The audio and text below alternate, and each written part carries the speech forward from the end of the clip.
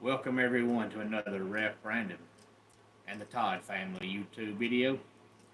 Wherever you are, whatever you may be doing, thank you so much for making Ref Brandon and the Todd Family part of your day. We always greatly appreciate it. I know I mentioned in my video about high school football that I was going to come back on Monday and talk some college football, but I just could not wait until Monday. So I wanted to come on here live on this Sunday night and discuss some college football with you live in case you tune in as I'm doing this live video. If you do, feel free to leave a comment down below and I will interact with you as I go along. And make sure while you're here you give the video a like and a thumbs up. If you have not subscribed, please do so and share the video on all social media platforms as soon as we are done. Normally I do this either early on Sunday mornings or Sunday afternoon, but high school football was all out of whack this week because of the bad storms, so I have not discussed college football yet this week, which might be a good thing. It gave everybody a chance to have about a 24-hour rest period to store your thoughts on any of the game or games you might have some thoughts on. If you do, feel free to let me know as we go along. It's good that now that we're almost in October, most teams now are playing conference games, so there's not a lot of useless games now where you see, these Power 5 teams or Power 4 teams now, I guess you could say, playing these group of 5 teams or 1AA teams. Hey Marcus, how you doing today? I'm great, man. It's nice to have you here. Getting ready to discuss some college football. Army defeated Temple 42-14. Army and Air Force and Navy are all three really good this year. Normally you have one, maybe two of those teams that are good, but this year all three of those teams are really good.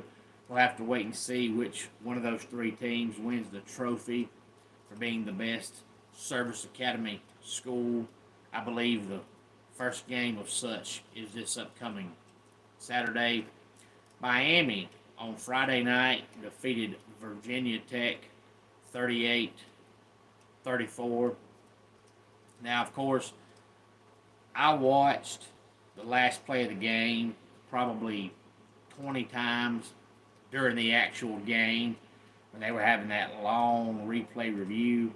And then I went back and watched it later on social media. And I got to be honest with you, I still have no idea if he caught that ball or not. If they would have said he caught it, I was okay with it. They said he didn't catch it, I'm okay with it. I'm still not sure. And if I'm not sure, I know they're not sure. But everybody's going to blame the referees, of course. They take blame for everything, and people wonder why officiating is getting worse. Well, that's the reason. They never get no credit for being right. But if you think they're wrong, people never let it go. But the problem is the Hokies could have kicked the field goal earlier in the game, and they, for whatever reason, decided to fake it. You kick the field goal there, you're down by one. So all you need there is to kick the field goal, and you win the game. Total Tech, nice to have you here on this Sunday night. And not only that, but they were on the 18-yard line with 3 seconds to go, so they had one final play. Earlier on that drive, they let about 30 seconds go without calling timeout. If they call timeout there, they're on the 18-yard line with about 30 seconds to go, so you've got time to run 4 or 5 plays. The Georgia-Alabama game was good. Yes, it was good. But usually when those teams play, it usually is a good game. It's hardly ever a letdown. So if you're the Hokies, you cost yourself the game. Even if you want to say the refs missed that play, who cares? You had a field goal, you didn't go for it. You had timeouts you didn't use. That's on you. So if the Hokies don't get stupid there, the game doesn't come down to the officials. But of course, all the fans in every situation, in every sport, want to blame the referees. Coach mess up, who cares? Players mess up, who cares? Referees mess up, oh, they're terrible.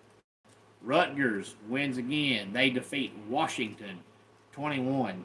It's funny because Greg Schiano's first time there, he was very successful. He left, went to the NFL. He's back now, and he's probably doing just as good of a job this time, if not a better job. But this time around, nobody is talking about it. But Rutgers is off to a really good start.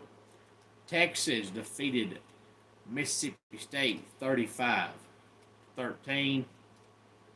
Texas offense is good, and Arch Manning puts up good numbers. He's done a good job, but their offense just doesn't look as fluid without Quinn Ewers. I know 35 points is still going to win most of your games, but if you watch their offense, they just don't have as good of a rhythm with Arch Manning playing. The aforementioned game that Marcus brought up, Alabama defeats Georgia 41-34. Now, I will honestly say I didn't get to see the entire game because the game started at 7:50 Eastern Time, and Clemson started at 7:10 Eastern Time. And of course, for me, Clemson takes first dibs, obviously. And I think the Clemson game ended at about 10:40. And I think when I put it on the Bama-Georgia game, Bama was up 33-21, and Georgia was going for two. So I saw almost the entire fourth quarter, and I saw highlights of the rest of the game. But if you're Georgia, you needed that win because, you lost to Nick Saban more than you beat Nick Saban. And all the Georgia fans kept saying, oh, it's a Saban thing. We can't beat Saban. Well, now Saban's not there. You still lost. It's not a Saban thing. It's a Bama thing. They just can't beat Bama. Now, things like that will come to an end eventually. If you're a long-time college football fan, look how many years Georgia played Florida. And over half of those years, Georgia was the better team. They were by far, on paper, better than Florida. But then game time come around, and Georgia played like a doo-doo sandwich, and Florida won. Same way with Tennessee and Florida. There's been many years Tennessee has just been way better on paper than Florida, but when they play, Florida would beat them. But now Georgia beats Florida all the time. Tennessee still don't beat Florida all the time. There's still some years Florida beats Tennessee when they shouldn't. So things like that don't last forever. There will come a time when it will end. But until it does, it's not a Saban thing. It's a Bama thing. And, of course, all the Georgia fans are going to blame Mike Bobo, even though Mike Bobo don't coach defense. But when you score 34 and you lose, it's not your offense's fault. But Georgia fans always blame Bobo. They could have scored 99 points last night, and they'd still blame it on Mike Bobo. But they had about 500 yards of offense, and Carson Beck had 4 turnovers. So it ain't Bobo's fault you lost the game, but I know Georgia fans, they'll blame Bobo. But you can't play somebody like Bama and fall behind 28-0 and then expect to win. Now, Georgia almost came back and pulled off a miraculous upset, but, their defense came out of the gate, and it was just dreadfully, woefully, miraculously terrible. You could have put a middle school team on the field, and they could have played better defense than Georgia did in the first quarter. And they just got too far behind, even though it was early. That's asking a lot of your team when you play somebody like Bama to get behind like that. But still a miraculous, good football game. And coming up on Tuesday, we'll talk about the new college football AP poll. Any thoughts on that? If you've already seen it, please feel free to go ahead and let me know in the comments section down below. Ohio State continues to impress. Their offense gets better every week. They defeat Michigan State 38-7.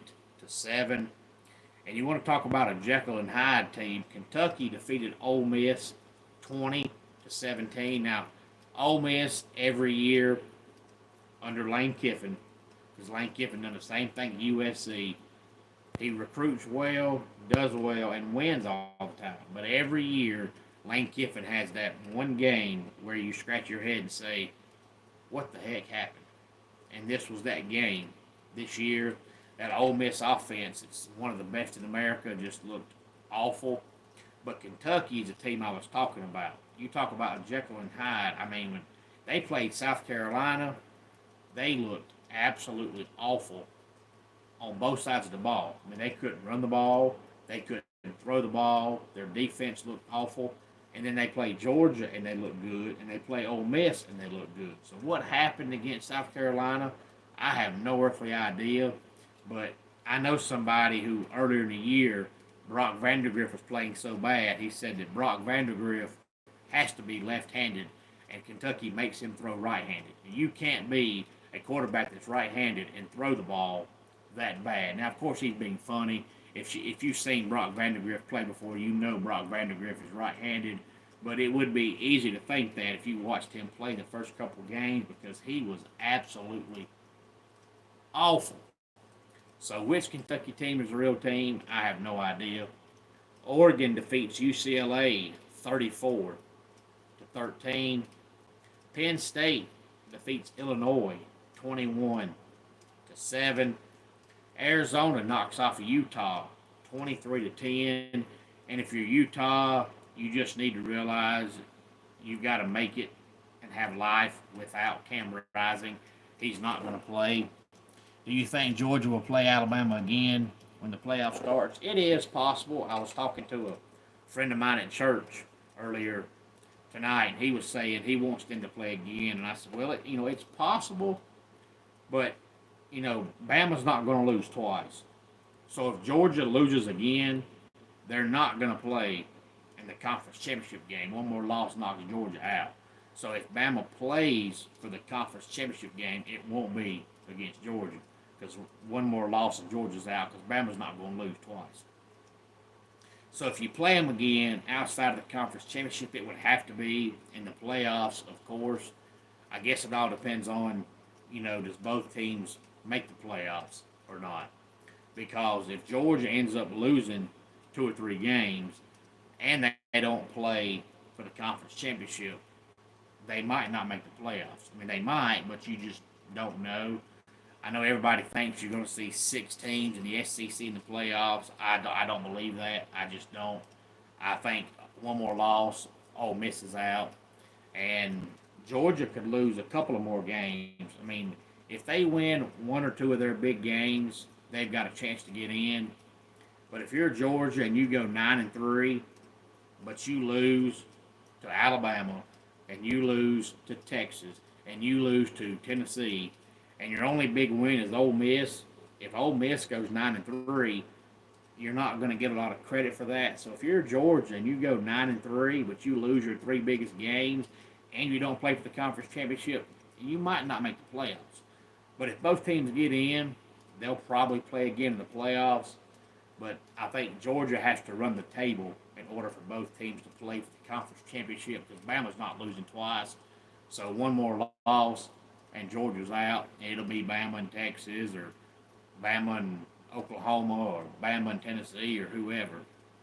But if you're Utah, you've got to think about life without Cam Rising. If you watch Utah play, they look like they're just playing really good defense and hoping their offense scores just enough points to win the game and stay afloat, stay above water until Cam Rising comes back. If they ain't figured it out by now, Cam Rising is not coming back. And even if he does, he'll play 1 game and get hurt again. So you might as well open up the offense with this freshman and just say, here's what we got, let's go do it. Because you can't wait on Cam Rising. His body's made out of Bounty and Charmin. He's not coming back. It's not happening. Michigan defeats Minnesota 27-24. The Michigan quarterback, Orgy, had, I think, 86 passing yards in this game. He had 32 last week. He might get 100 passing yards in a game by their next game. USC was actually trailing Wisconsin 21-10 at halftime, but the second half was all USC. They win the game 38-21, and I think that quarterback they got, Miller Moss, is going to be really, really good. Clemson defeated Stanford 40-14. Stanford actually ran the ball really, really consistently and really, really good in that game last night.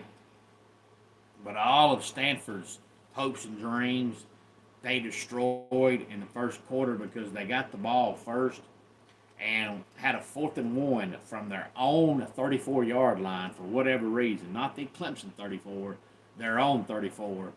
And they didn't get it. And Clemson scored. And then Stanford got the ball back, drove down the field again, and threw a pick in the end zone. And then they got the ball back and drove down the field again and threw a pick inside the Clemson red zone. So their first 3 possessions all turned into turnovers, but they moved the ball pretty good on the 2 they threw the pick. So, if they get points on 2 of those first 3 drives, the game may have been completely different.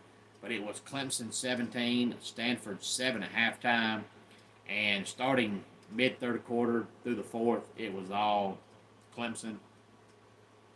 Oklahoma defeated Auburn 27-21. Oklahoma's offense is still just average, but luckily for them, you don't need a great offense when you play Auburn. Hugh Freeze is supposed to be an offensive mastermind, offensive genius, and I just don't see it. BYU is off to a 5-0 start. They defeat Baylor 34-28. And before the season started, there was all kind of predictions about who wins the Big 12. And none of the national pundits picked BYU, and they may be the best team in the Big 12. Texas A&M defeats Arkansas 21-17. Boise State wins again. They defeat Washington State 45-24. And I know he'll never win it because he's not a quarterback and he doesn't play for a Power 4 conference team. But the Boise State running back, Ashton Jeanty, should win the Heisman. If the Heisman was a legit award for the best player in America, he would win it, hands down, not even close. NC State wins an ugly game. They defeat Northern Illinois 24-17. They only had 171 yards of offense, but they win the game. Indiana is off to their best start since 1967. They defeat Maryland 42-28. They're now 5-0 on the season. Nebraska defeated Purdue 28-10. Boston College has to score 2 touchdowns in the fourth quarter to beat Western Kentucky 21-20. They did that with a backup quarterback. Louisville defeats Wake Forest. That's not Louisville. I wrote that down, but it's Louisiana who defeated Wake Forest 41-38. Wake Forest had a chance to kick a field goal. It's in the game to overtime at the end of regulation, and they missed it. So Louisiana defeats Wake Forest 41-38. TCU defeated Kansas 38-27. You had all these people talking about Kansas winning the Big 12. That's not happening. They are not the same team they had last year. I don't know what changed, but they just look awful on both sides of the ball. In the battle of the Georgia teams that are a group of 5 teams, Georgia Southern defeats Georgia State 38-21. Marshall defeats Western Michigan 27-20. Duke defeats North Carolina 21-20. It was 17-0 North Carolina at halftime. It was 20-7 North Carolina going to the fourth. Duke scores twice in the fourth quarter and shows you how much of an idiot Mac Brown is. We all know that they had 2 injuries at quarterback, and that's the only reason that Jacoby Criswell is playing. He started out the season as their third-string quarterback, but he's their best quarterback.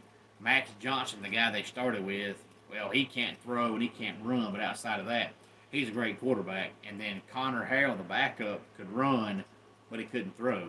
Jacoby Criswell can run and throw, and Mac Brown had him as the number 3 quarterback on the depth chart. So I think North Carolina, their best chance to win is with Jacoby Criswell, but Mac Brown's still your coach, so you're going to win 6 games, maybe 7. Louisiana Monroe defeats Troy 13-9. Charlotte defeats Rice 31-20. Memphis wins again. They defeat Middle Tennessee State 24-7. I'm still interested to see who finishes ranked the highest between Boise State, Memphis, and Liberty. Right now, it's Boise State. But if Liberty does run the table, they may pass them in the rankings just because they're undefeated. We'll have to wait and see. SMU all over Florida State. SMU wins 42-16. If you follow the channel, you know before the season started, I said SMU has a chance to surprise the people this year in their first year in the ACC and win 7 or 8 games. It didn't look that way when the season started because their first couple of games they were winning, but they just couldn't get their offense going. And then they lost that non-conference game, and ever since then their offense has gotten better and better. And if you're Florida State, if you don't win a game pretty quick, you're probably just going to quit on the season because you're 1-4 right now, and I don't think you beat Clemson next week. If Florida State starts out 1-5, they may just throw in the towel. But if you watch them play, if you have any kind of hesitation as to why they brought in DJU, you don't know football because their backup is Brock Glenn, who actually came in and played some last night because DJ was ineffective, and they also say he hurt his pinky, I believe, on his non-throwing hand. But Brock Glenn played last year after Jordan Travis got hurt. He's not good. So if I'm Mike Norvell and you give me the option of Brock Glenn or DJU, I'm going to pick DJU. DJU's not great, but he's better than Brock Glenn. Now, their third-string quarterback is the quarterback of the future, and he's going to be really, really good, but he's not ready yet. But Florida State can't run the ball. They can't block. They can't tackle. Their defense is terrible. Their special teams is bad. The only thing they've got is a good kicker. That's it. But when your kicker is your best player, you're in for a long season. Texas Tech defeated Cincinnati 44-41, and Wyoming defeated Air Force 31-19. And of course, week 6 is already almost here. It'll start on Thursday. We'll talk more about that, of course, coming up sometime later on in the week.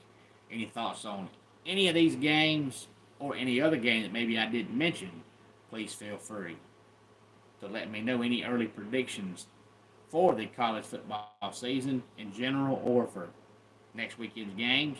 Please feel free to let me know. Let's go ahead and get our dad joke of the day in here. How do you keep cows happy? By playing the Moody Blues. And that does it for today's Ref Brandon and the Todd Family YouTube video. Until next time, it's Ref Brandon saying, just like in pro wrestling, life can be over by the count of 3. Tell your friends and family how much you love them.